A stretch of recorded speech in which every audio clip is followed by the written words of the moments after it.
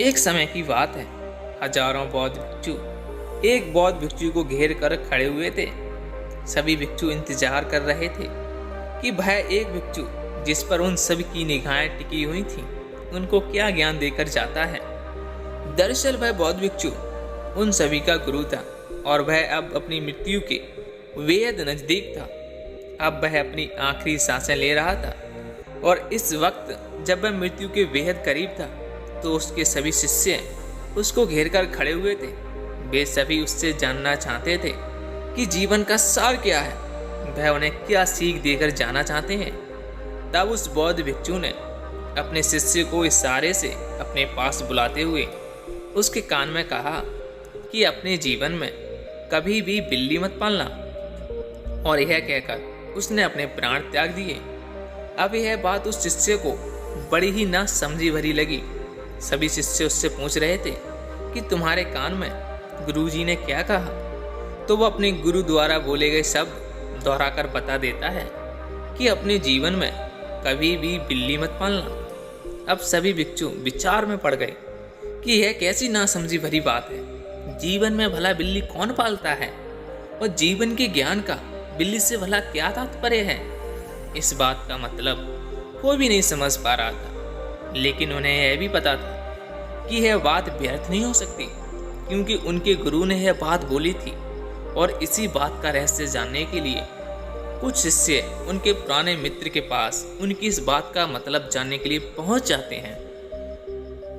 उनके गुरु द्वारा कही हुई बात उनसे कहकर पूछते हैं कि इस बात का भला क्या मतलब है कि जीवन में कभी भी बिल्ली नहीं पालनी चाहिए। यह बात सुनकर वह बौद्ध भिक्षु का मित्र मुस्कुराने लगा और उसने कहा, यह बात बड़ी ही गहरी है। दरअसल यह बात उस बौद्ध गुरु के जीवन से ही जुड़ी हुई है। बहुत समय पहले जब तुम्हारे गुरु ने संन्यास लिया था तो उन्होंने अपना पूरा परिवार त्याग दिया था। उनका पूरा परिवार था, पत्नी थी, बच्चे थे, माँ बाप थे। लेकिन उनके मन में तीव्र इच्छा उठी और उन्होंने सत्य को जानने के लिए अपने परिवार को छोड़कर संन्यास ले लिया। इसके बाद वह अपने घर को छोड़कर किसी दूसरे नगर में पहुंच गए और वहां एक स्थान पर रहते हुए भिक्षा मांगकर भोजन करने लगे।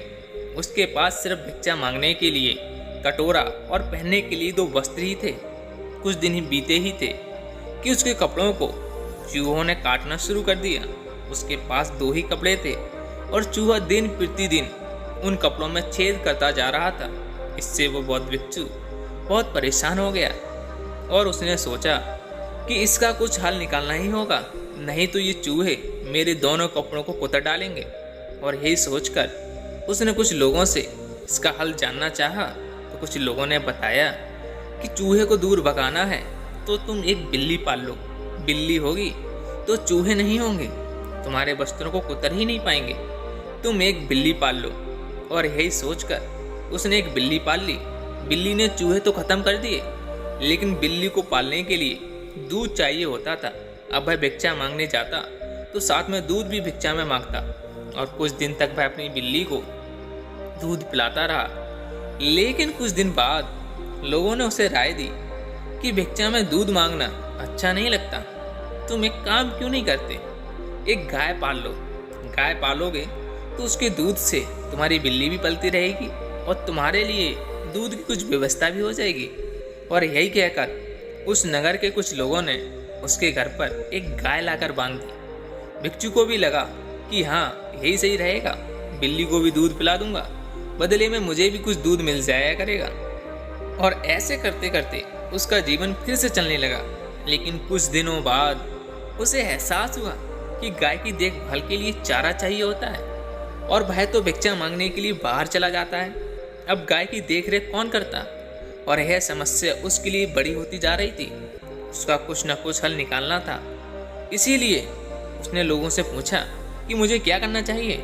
लोगों ने कहा कि गांव में एक विधवा है, उसके पास वैसे कुछ काम नहीं है, वह तुम्हारी गाय का ध्यान रखेगी, बदले में तुम्हारा भी ध्यान रखेगी। तुम उसे रहने के लिए कुछ जगह अपने पास दे दो और वह तुम्हारे सारे काम खुद ही कर दिया करेगी। और इसी उम्मीद से उसने अपने घर पर एक विधवा को रख लिया। अब वह बेफिक्र होकर भिक्षा मांगता अपनी ध्यान साधना करता और दूसरी तरफ वह विधवा स्त्री उसकी गाय का ध्यान रखती, उसके लिए चारा लाती, उसका दूध निकालती और साथ में उस घर की साफ सफाई भी करती। वह विधवा दिखने में काफी सुंदर थी और कुछ ही दिनों में साथ रहते हुए उस बौद्ध भिक्षु और विधवा में प्रेम हो गया। और प्रेम होना जाहिर था क्योंकि दोनों एक साथ ही रहते थे और दोनों जवान थे। वहीं पर वह विधवा स्त्री अपनी खूबसूरती में चार चांद लगा रही थी। इसी तरह से प्रेम करते हुए जब उन्हें कुछ दिन बीत गए तो वह विधवा स्त्री गर्भवती हो गई।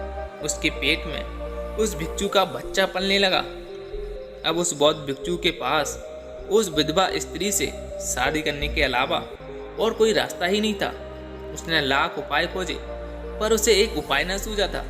ना तो वह उस स्त्री का गर्भपात करा सकता था क्योंकि वह हिंसा होती, और ना ही वह इस दशा में उस विधवा स्त्री को अकेला छोड़ सकता था क्योंकि सबकी जिम्मेदारी उसी के कंधों पर थी।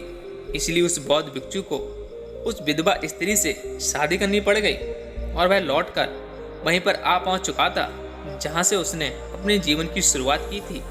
इसका मतलब यह है कि उसने अपने परिवार को त्याग कर उसने सत्य की खोज शुरू की थी और वह सत्य को खोजते खोजते एक ऐसे पड़ाव पर पहुंच गया था कि अब वह घूम फिर कर उसी बिंदु पर आ पहुंच गया था। एक जगह से निकलकर घूमते घूमते फिर से उसी जगह पर आकर खड़ा हो गया था। उसने दूसरी शादी कर ली थी, दूसरा परिवार बसा लिया था और अब उसे एहसास हुआ कि इस सब फसाद की जड़ वो बिल्ली थी। अगर मैं अपने जीवन में बिल्ली नहीं पालता तो शायद सत्य को प्राप्त कर पाता। और इसी अफसोस के साथ तुम्हारे गुरुजी ने अपने प्राण त्याग दिए। इस बौद्ध भिक्षु ने अपनी बात जारी रखते हुए उन सभी को बताया कि हम सबके जीवन में किसी न किसी रूप में यही कहानी चलती रहती है।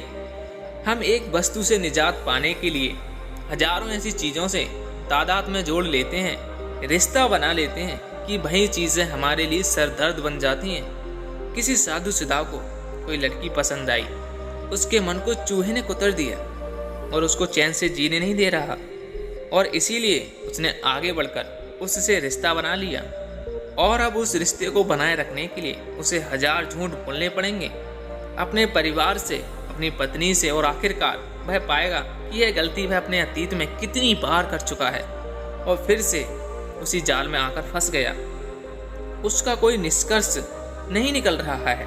इस माया जाल में हमारा मस्तिष्क अटका हुआ है और वह निरंतर एक गोले में ही घूमता जा रहा है।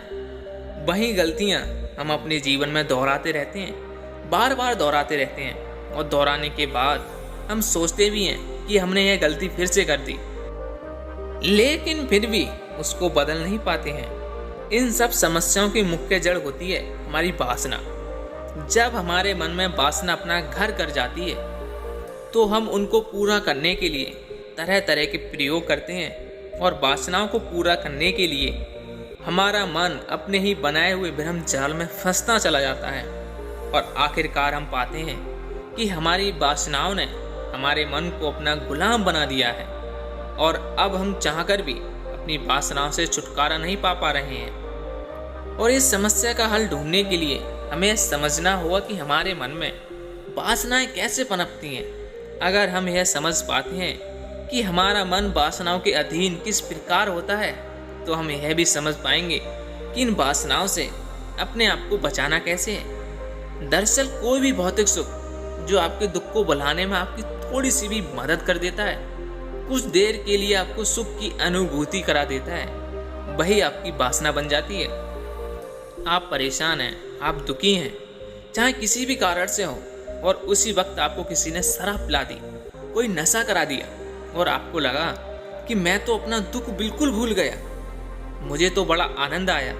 और जब यह ख्याल पनपता है तो वह आपकी वासना बन जाता है और धीरे धीरे कब आप अपनी वासना के गुलाम हो जाते हैं आपको पता ही नहीं चलता। जिस प्रकार उस भिक्षु को पता नहीं चला था कि समय बीतते बीतते कैसे वहीं पर आकर खड़ा हो गया जहाँ से उसने शुरुआत की थी। याद रहे, कोई भी वासना हमारे दुख से हमें छुटकारा नहीं दिला सकती, चाहे वह हमें भौतिक दुखों से कुछ दूर ले जाएंगे, लेकिन उन दुखों से छुटकारा नहीं दिला सकती। उनसे छुटकारा पाने के लिए तो हमें समझ से काम करना होगा, अपनी सोच से काम करना होगा। उनसे दूर भाग जाना, खुद को छुपा लेना, यह उसका हल तो नहीं हो सकता। अगर मन में कोई दुख है, कोई समस्या है, कोई परेशानी है, तो कभी भी उसको किसी और माध्यम से शांत करने की या भूल जाने की कोशिश मत करना। बस यह समझना कि दुख हर एक के जीवन में होते हैं। हमें यह शरीर मिलना सबसे बड़ा दुख है। आज ही हमारा शरीर स्वस्थ है, जवान है, लेकिन कल यह बूढ़ा होगा, हमसे चलना भी मुश्किल हो जाएगा, तो यह शरीर खुद दुख का कारण है। इससे बड़ा दुख और क्या हो सकता है। इसीलिए अपने दुखों का मूल मिटाने के लिए उसकी प्रवृत्ति को समझो। यह समझो कि यह दुख इस शरीर को हो रहा है, ये दर्द, ये भावनाएं इस मन की हैं, इस मस्तिष्क की नहीं। आप कुछ और हैं, आप अलग हैं, जो बिल्कुल शांत हैं, बिल्कुल मौन है। वो शरीर आप हैं ही नहीं, तो दुख आपके कैसे हो सकते हैं, वह समस्याएं आपकी कैसे हो सकती हैं। और जब आप इस बात का एहसास अपने मन के अंदर भरने लगते हैं कि आप शरीर नहीं है, आप मन नहीं है, तब आप अपनी बहुत सी समस्याओं से, बहुत सी उलझनों से तुरंत मुक्ति पा सकते हैं। लेकिन इसके लिए प्रतिपल हमें यह याद रखना होगा कि हम शरीर नहीं है। अगर चोट पहुंच रही है, कहीं दर्द हो रहा है, तो हमें यह समझना होगा कि इस शरीर को है या फिर इस मन को है, मुझे नहीं है। और तभी आप अपने शरीर में और अपने मन में और अपने आप में भेद कर पाएंगे। तब आप अपने आप को दो हिस्सों में बांटकर देख पाएंगे कि जिसे दुख मिल रहा है वह शरीर है, और जो यह देख पा रहा है कि दुख शरीर को मिल रहा है वह साक्षी है, वह आप हैं और वही आपका वजूद है।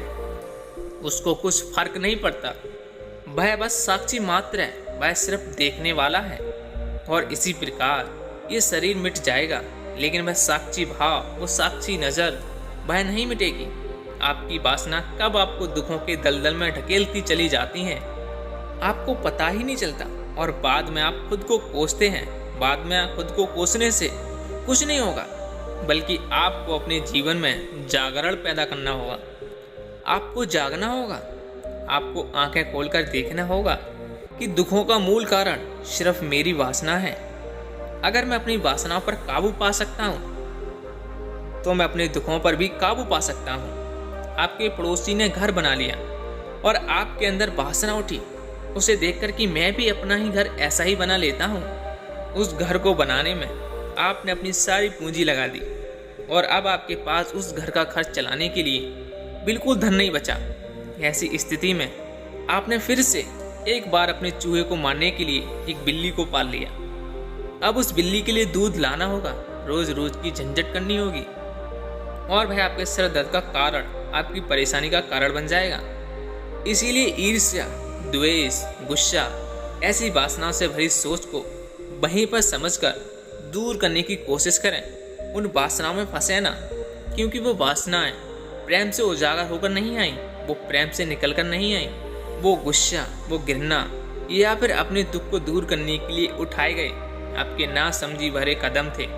याद रहे, जो काम करने में आपको मजा आता है, जिसमें किसी को नुकसान नहीं होता, किसी दूसरे को कष्ट नहीं पहुंचता, खुद का मन उस कार्य करने के बाद आनंद और सुख की अनुभूति लेता है, तो ऐसे काम ही वासना से रहित होते हैं। और वहीं पर वह कर्म जिससे दूसरों को दुख मिलता है, धोखा मिलता है, खुद को भी कभी कभी नुकसान पहुंचाते हैं। अपने दुखों को दूर करने के लिए ना समझी में ही कुछ गलत कदम उठा लेते हैं, और यह सारे कर्म वासनाओं से भरे होते हैं। और दरअसल उन्हें कर्म कहा ही नहीं जा सकता। कर्म की परिभाषा यही है जो वासना रहित हो, जिसमें कोई वासना जुड़ी नहीं हो। अगर आपने यह कहानी पूरी सुनी होगी तो आप सबको अपनी वासना कहीं ना कहीं नजर आई होगी। आपको पता तो लगा होगा कि आपकी वासनाओं ने आपको कहाँ पर जकड़ा हुआ है और आपको किस चक्कर में फंसा कर रखा हुआ है। अगर आपने अपनी वासना देखी है और उन्हें पहचान गए हैं, तो अपनी वासनाओं के रूप कमेंट सेक्शन में जरूर लिखना। चलिए देखते हैं कि दुनिया में कितने वासनाओं से भरे काम हो सकते हैं। जब आप कमेंट करेंगे तो उससे हमें एक संख्या पता चलेगी कि दुनिया में कितने प्रकार की वासनाएं, कितने कर्म वासनाओं से भरे हुए हो सकते हैं। और जब हम ये सारी वासनाएं देख लेंगे, तब हमें पता चलेगा कि हमें इन वासनाओं से छुटकारा पाना है। अपनी वासना को पहचानने के बाद तो हम कुछ न कुछ सुधार कर सकते हैं, लेकिन जब तक हम वासना को पहचानेंगे ही नहीं, तब तक हम यूं ही जिंदगी को ढोते रहेंगे। हमारे दुख दूर नहीं होंगे, दुख और ज़्यादा बढ़ जाएंगे।